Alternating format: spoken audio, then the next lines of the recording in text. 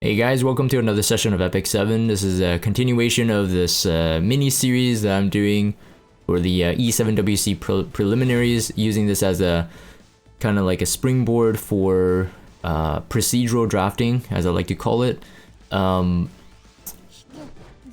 which is really learning the meta and seeing what's pre-banned and then what's available, instead of just going for direct counters, thinking about the next possible best picks. That doesn't throw you off. Of course, it's not perfect, and I require a lot of training as well, but hopefully these sessions will be knowledgeable. This first one, I won't comment too much on it because, as I've explained in the last two episodes, I'm just basically cleaving round 1 because I'm quite confident I can, carry the win in either round 2 or round 3 if it does take it to a best of 3 scenario. Rimru early pick is kinda scary because I'm planning to Pavel cleave, so Pavel Ran, they could both be pretty scary. The Politis pick up there made more sense because you suppress the push from the Rimru. Sageball all getting a bit tricky, but as you're watching all of these videos, if you're watching all of these videos, you'll see that there's a lot of people using different ways to counter cleave as well, so maybe you can learn from that as well. I'm not a perfect anti-cleave drafter either. I think cleavers are very tricky. You would have to know, you have to kind of predetermine what their stats are like either have faced that player before, or you just have like extremely crazy tech. But it's never really perfect.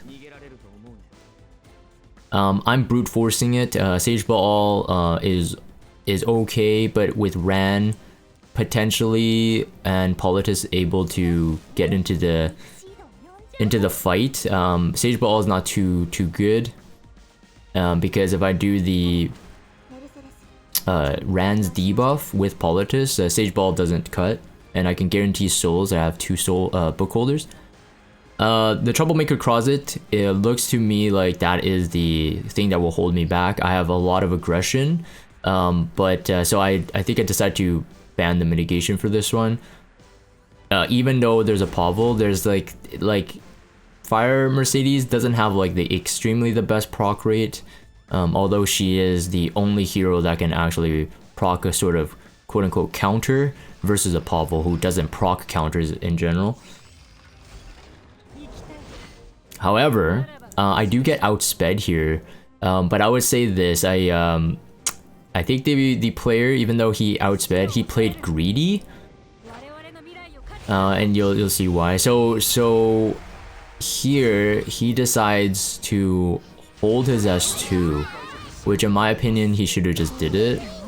If he had debuffed my A Robbie in terms of provoking her, there's no way I could win this.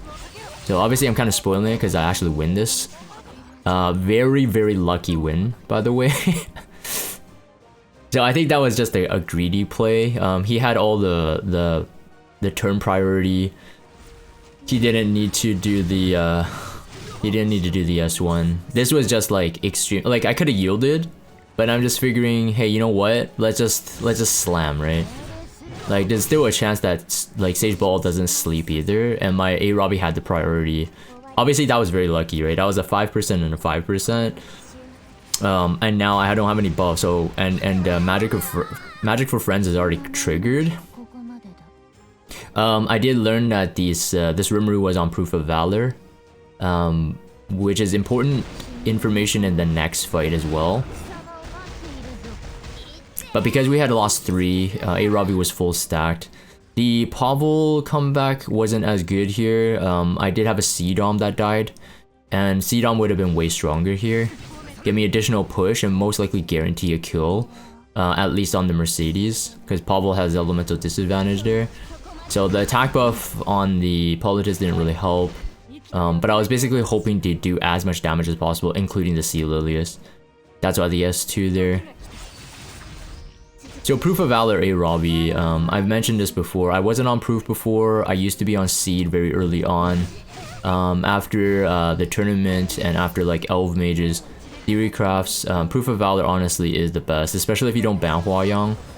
But Proof of Valor has saved me from stuff like LQC, and in this fight, Proof of Valor is going to carry me all the way to the win.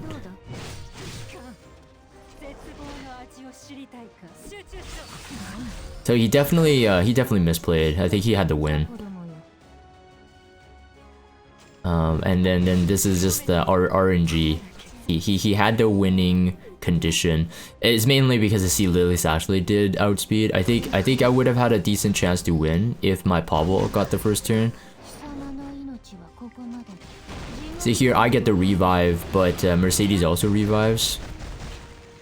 And Magic for Friends already countered there, so there was like really no way he could win here.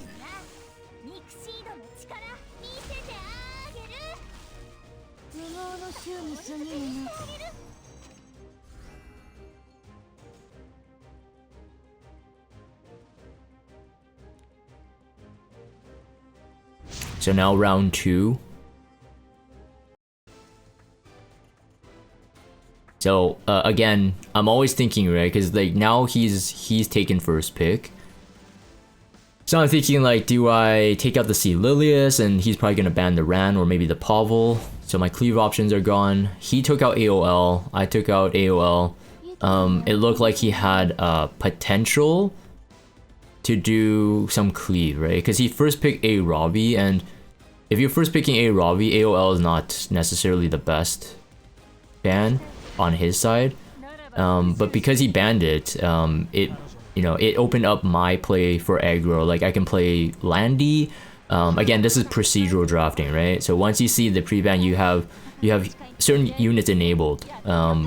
Landy would be one, so I can swing into AOE. Right now he's going pretty high single target, and I think I do last pick Landy, but it was just depending on what he's gonna choose here. So he goes with one AOE.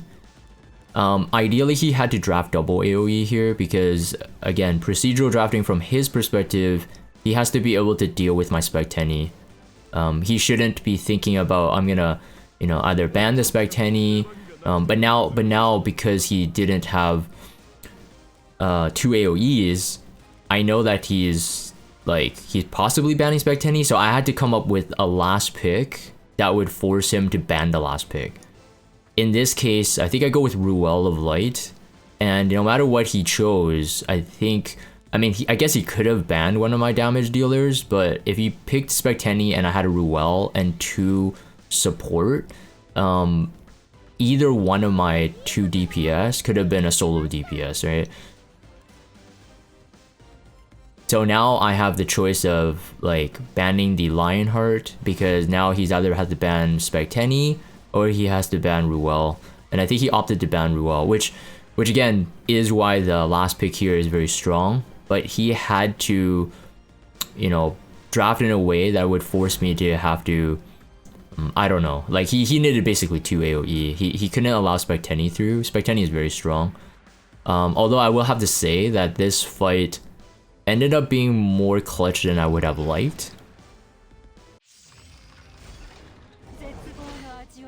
Most DNs are running fast and don't have really high effect resist. I hardly see that. I see more people making Amelia slower, higher resist now, and DN more aggro because team-wide push. So she has usually lower resist. So I wasn't too worried about being able to debuff her or not there. But now, because I have a vigor buff and attack buff, which is a very, very strong combo, especially for both of my heroes, I have a really good advantage. He chooses to cleanse here, which I think it could be a good play. But this makes Rimuru sort of weak, because he couldn't do the attack buff, because my Hua-Yang would have probably killed without the barrier. I think he would have died. It is a 16,000 HP Rimuru, which means that it lacks damage. And it turns out like I figured in round 1, he was Proof of Valor, so that means a Robbie is not Proof of Valor, right? So those kind of things in the E7WC mode is very, very cool, because you get to learn what kind of, well, I mean, a Robbie could have been Proof of Valor, I guess, but it would have taken the strongest hero, so one of them would have been disabled. It doesn't stack.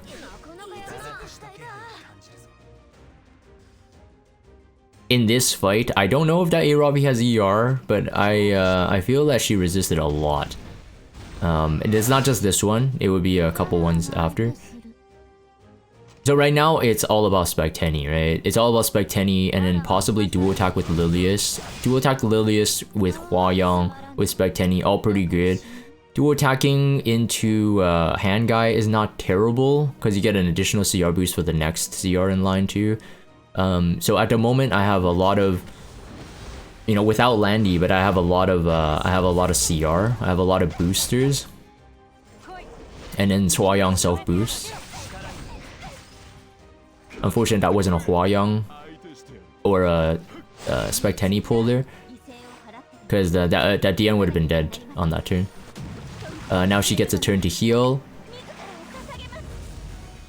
Turn to heal with now anti-crit. So now it becomes a bit tricky. Of course, anti-crit doesn't really work against Hua Yang, but it does become a bit tricky. Basically, you're trying to take out the sustain as fast as possible, and she is the primary momentum in the team. So we had to take her out, obviously. And then Troublemaker Closet, not too bad. There's also a play that I'm doing here deliberately, is that because I have attack buffer, I have a vigor buffer, I am choosing to soul burn my Spec Tenny only when I have 2 turns of a vigor buff or an attack buff. This will continue on like all the way to the end of the fight, which makes the difference in my opinion, because it got pretty close, but it was necessary. This was on my part, in my opinion, it was good foresight. Oh, also a nostalgic music box coming in clutch for the C Lilius here, because every turn that C Lilius had was a vital turn, no matter if it was a dual attack, no matter if it was a, you know, a provoke or a vigor buff. Very, very good. So every turn I have, and it's perfect. It's actually perfect alternation between the C Lilius and the ML Kaurik. That was a lucky dual attack on his side. It made it slightly risky, 1 turn riskier. If I died there, wouldn't have a vigor buff. I think this is the second turn. He doesn't resist here, but he does resist later when it was pretty crucial as well. It was a counter A-Robbie, not super popular these days, but it's not, you know, I would say like a 60% is speed set, and now a destruction set is viable too. But before destruction set buff, about 60% speed, maybe 40% counter, maybe even less counter actually.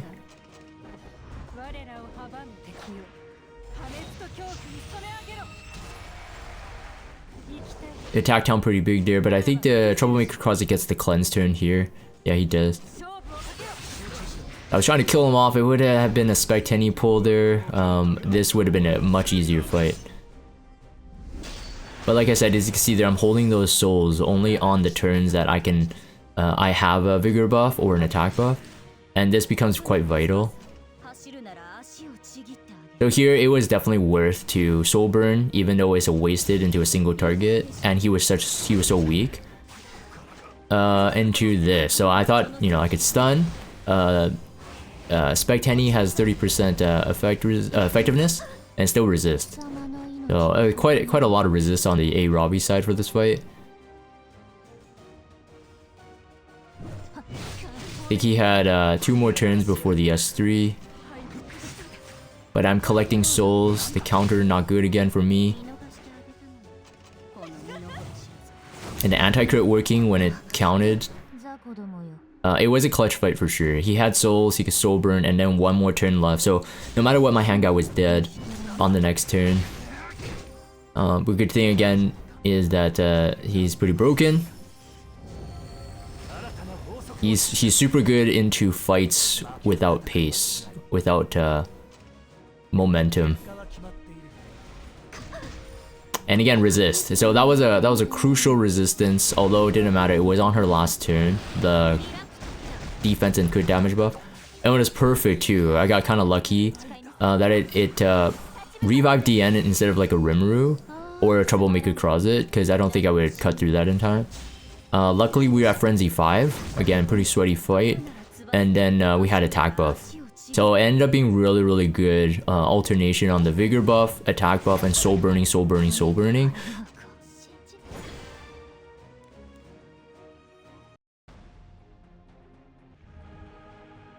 Alright, so on to the second round. Again, I'm going to keep these episodes neat and tidy, 2 rounders, whether fast or slow. If it ends up being like 2 rounds, it's like super fast, I'll consider adding like another short one. But I'm gonna try to keep these about 2 rounds. 2 rounds, sometimes, like, you know, if both go best out of 3, then it's gonna be a really long video. So, so yeah. So, Dog Sled looks like a past global player, but past a legend player. So I plan to cleave. Even if you don't have a Robbie anchor, cleaving with Ran, Politis, Pavel is still super strong, unless he starts choosing anti-cleave options early. So in my opinion, C. Lily is not a really strong anti-cleave option unless he's really confident with his speed, and he plans to use some sort of what do you call it? Speed imprints, as he does here. I think if he doubled up on speed imprints, I would have had maybe a harder chance. So people who run like 300 speed green Sid would be very strong here. Because like no matter what I ban, he has the potential to outspeed. But here, you know, it could just be like totally a gear flex, right? It's like I choose an imprint. If I choose an imprint, I ban your imprint, you're too slow. So both of us will end up banning imprints, and it just makes the most sense. At this point, we don't know each other's speeds, or he doesn't know mine, I don't know his. If this was a player that you run into often, then it's a whole different story, right? The way you draft. But I do outspeed here. And because I have Politis on the field, I don't think I worry about the Dilibet cleanse at all. But I had to kill off the Acid no matter what. Like, I couldn't hold it. I had to try to kill him off, which worked. And then because of Politis, Dilibet just doesn't make the cut. CDOM obviously with a 40% boost. Dilibet with only a 20% boost.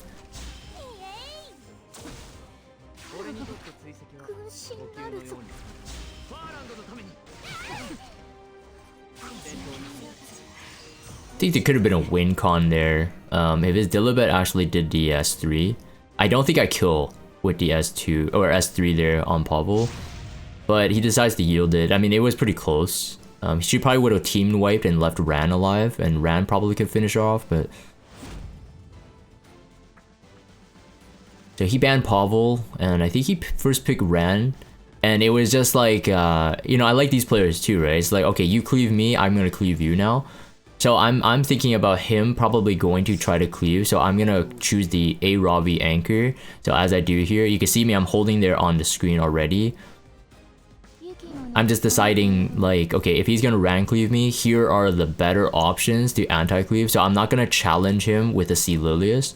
I'm gonna try to use... Rimuru is pretty strong into Ran, because then he can't really Caesarea cleave.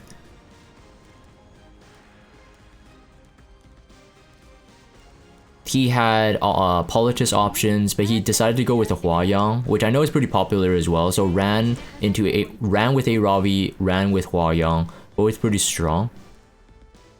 But he goes with the C. Lilius again, and I'm just like, okay, so now you have 2 speed contesters, you've left me with 1, right? So let's see how this goes. So I go with Peyra. Again, I knew that I was faster than his C. Lilius in terms of my Ran.